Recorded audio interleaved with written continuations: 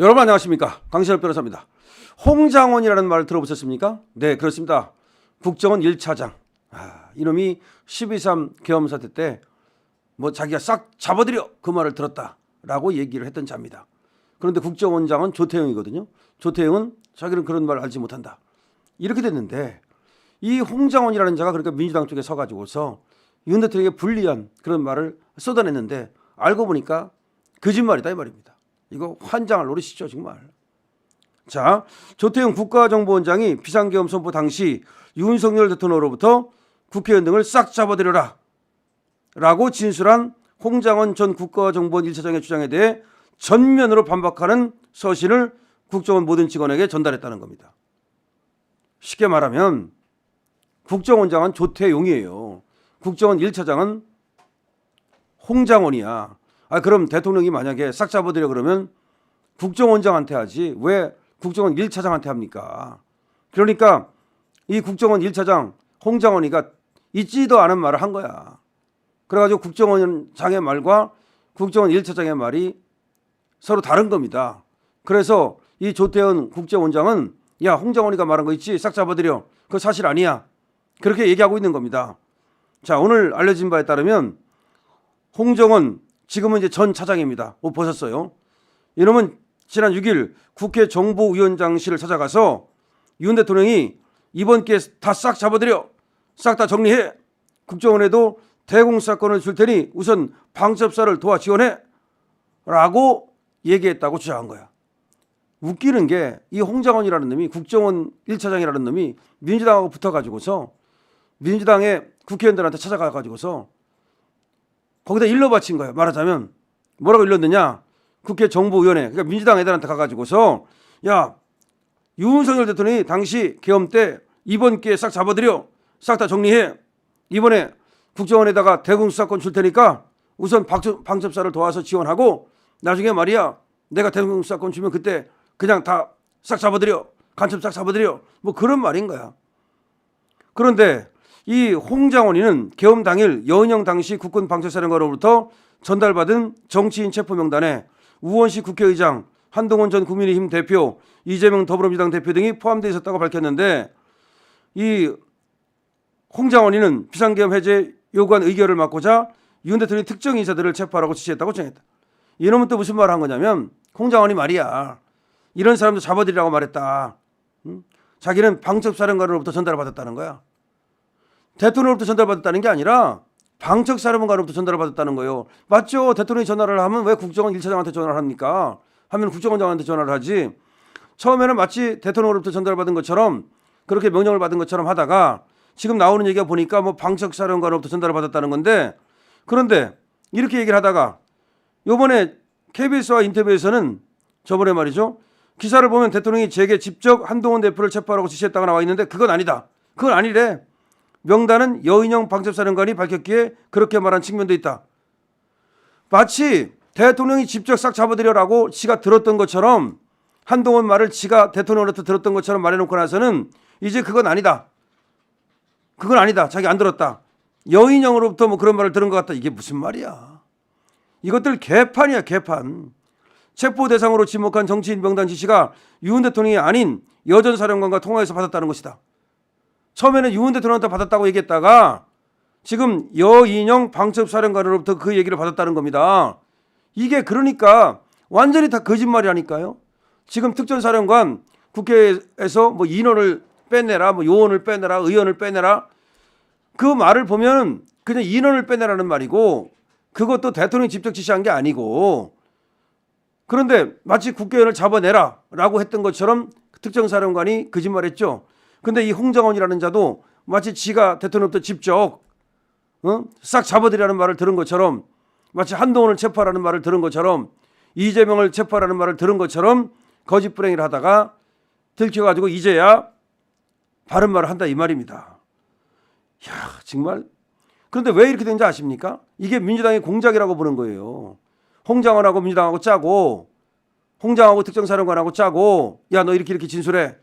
너 이렇게 진술하면 너 나중에 계엄 요번에 그거 책임 묻지 않고 나중에 우리가 정권 잡으면 너 한 자리 줄게. 이런 거 아닌가. 계엄 선포 당일 조태용 원장이 보고를 묵살했다는 홍장원의 주장과 관련해서도 말바꾸기 논란이 일고 있다. 지금 또 홍장원이가 무슨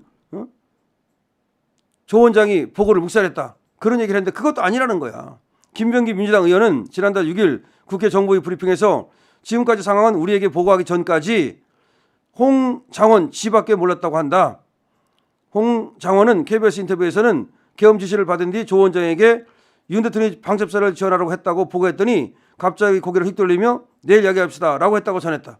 이게 무슨 말이냐면 홍장원이가 어디 가서 얘기하는 게 다 다른 거야.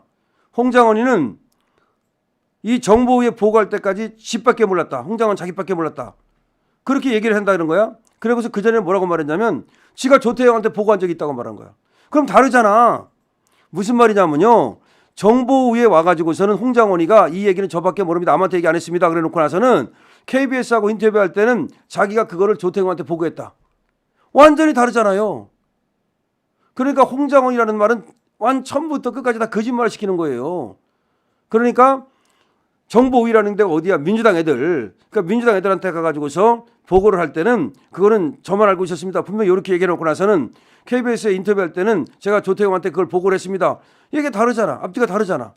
그러니까 조태용이 국정원장이고 지금 홍장원이 지금 차장이에요. 그러면 지가 직접 대통령으로부터 전화를 받았다? 믿을 수 없어. 조태용이는 모르는데 어떻게 지가 압니까?